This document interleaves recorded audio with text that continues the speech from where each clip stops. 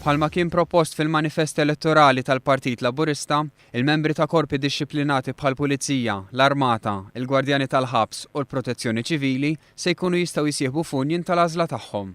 Wara deċiżjoni li ttieħdet fuq livell ta' kabinett, il-Gvern se jkun qed jippreżenta liġi ġdida f'dan ir-rigward hekk kif jerġa' jitlaqqa l-Parlament wara l-waqfa tas-sajf. Għal dan il-Ministru għall-Internu s Sigurtà Nazzjonali Manuel Mallija fid-diskors tiegħu waqt inawgurazzjoni ta' apparat ġdid mill-Forzi Armati ta' Malta. L-apparat ġdid sewa 1.7 miljun euro u dan seta' jinxtara grazzi għal fondi Ewropej li kontribwixxew is-somma ta' 1.400.000 euro.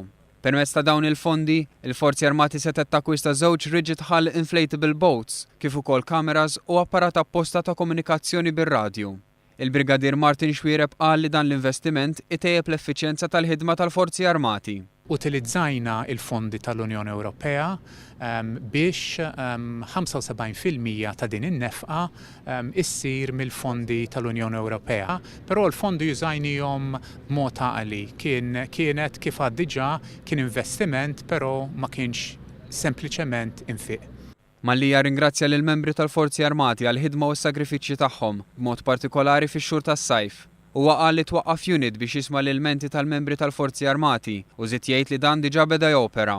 Preżenti kien hemm ukoll is-Segretarju Parlamentari Ian Borg li qal li mill-Fond tal-Immigrazzjoni għandhom jiġu allokati madwar 2.5 miljun euro fuq 55 proġett li bħalissa qed issir l-evalwazzjoni tagħhom.